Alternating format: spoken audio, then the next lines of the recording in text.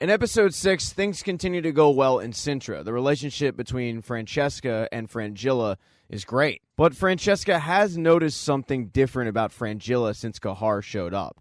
And Frangilla admits that it might have something to do with the fact that Kahar used to be above her. Francesca tells her, now you need to show him that you are above him. Frangilla says, the White Flame rules Nilfgaard. And Francesca tells her that might be true, but the face that my people see every day, the face that welcomes new people in from the cold, is you. Kahar then rides up, and he's back in his full regalia.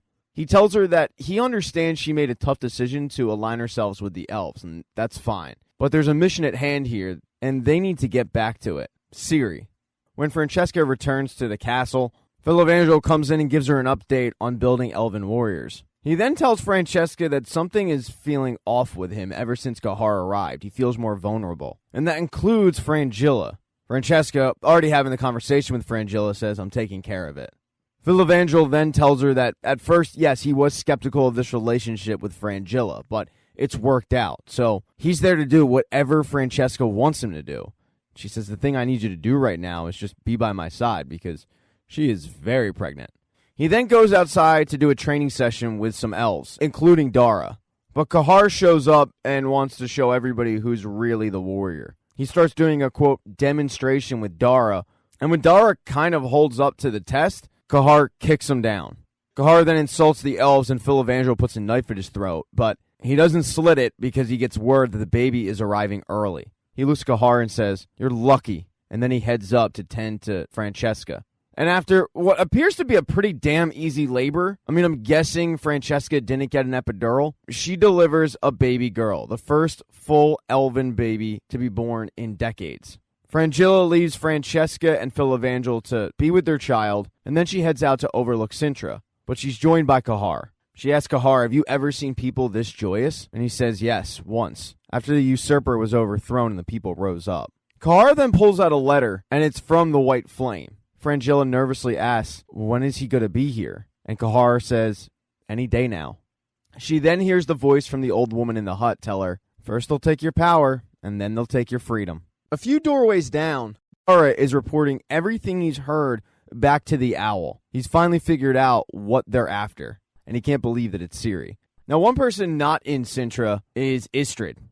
Istredd is still trying to make sense of everything, so he goes to a law firm of all places. The law firm of Codringer and Fenn. But these aren't just normal lawyers. They know everything, it seems like. He asks them, what does a witcher, a monolith, and a mysterious girl have to do with Nilfgaard? And Fenn tells him the girl is Princess Cirilla of Sintra. They then start diving into the records to try to find out more information. And Fenn does not think it's a coincidence that Emhyr wants the princess with the secret power to shatter the monoliths for her claim to a throne that he already took by force.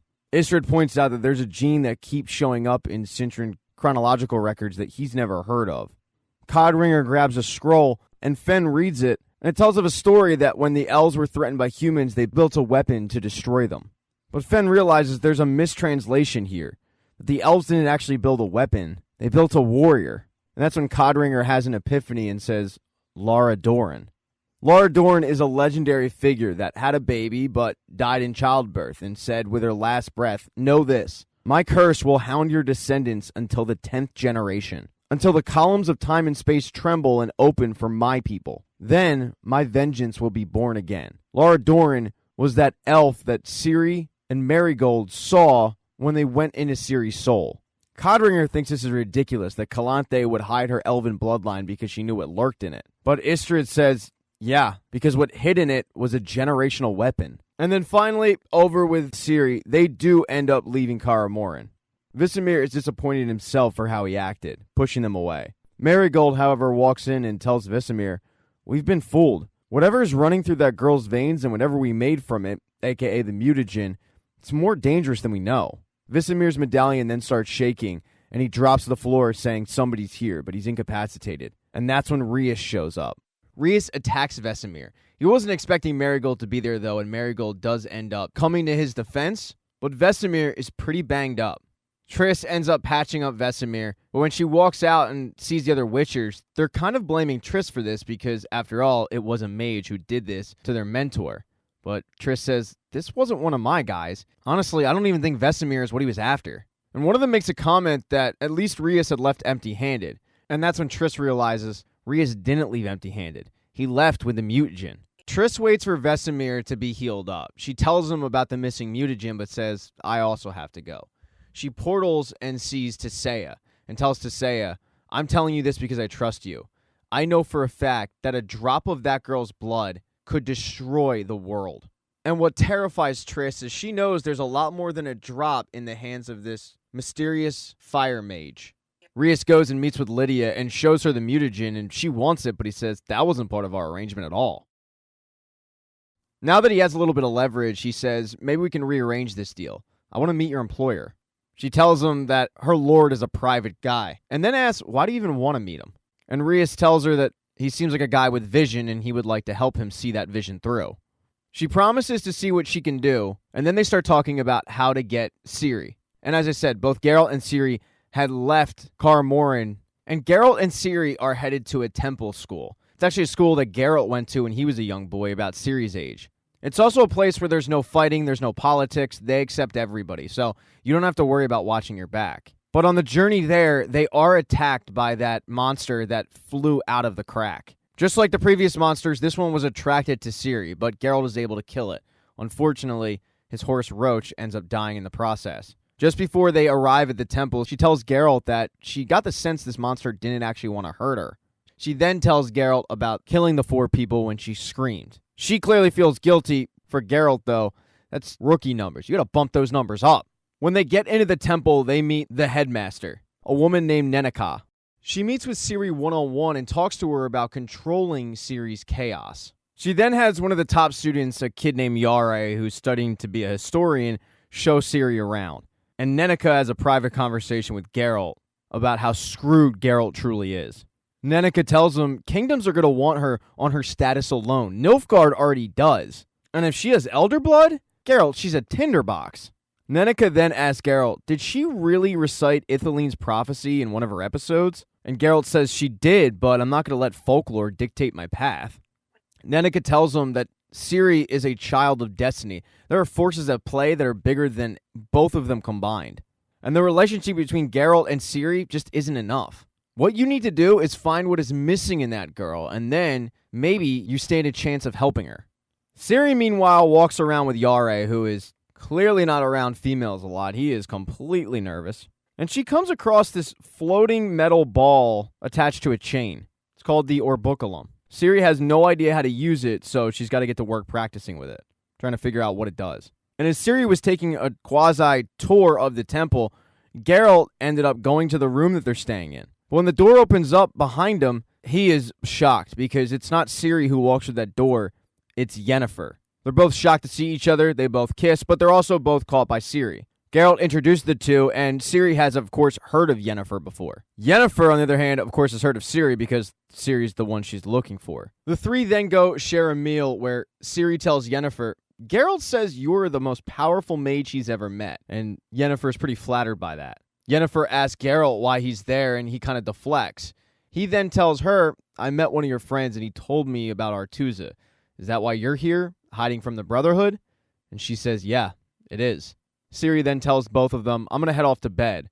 But right before she does, she looks at Yennefer and says, I've dreamed of you before we even met. And Yennefer tells Ciri, dreams are powerful omens.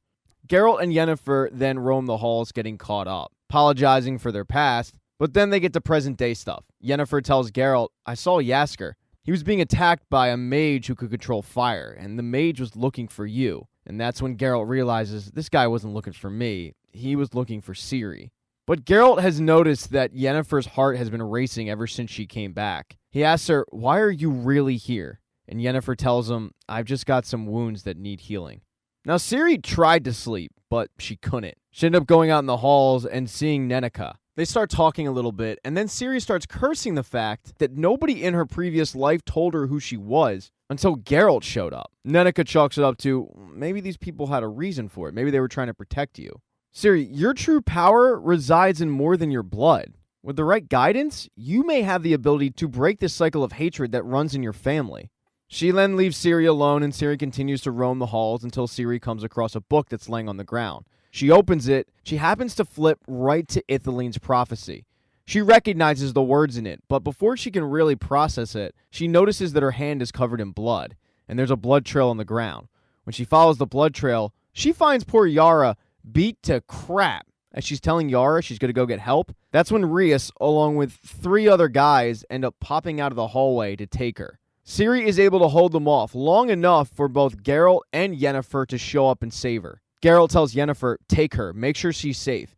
And Yennefer and Ciri go lock themselves in a room. Now the problem with the room is there's no exit. They're completely stuck. And Rhys is outside of it, using his firepower to try to literally burn the door off.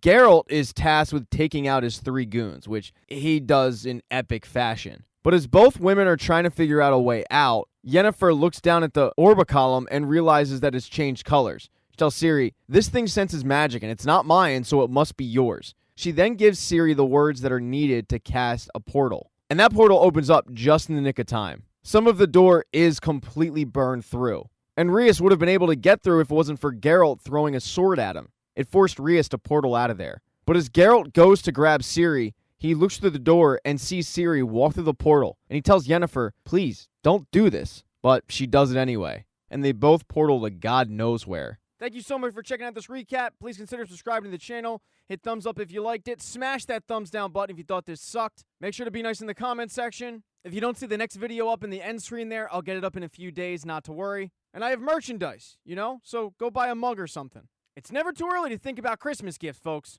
Once again, thank you for checking out this recap.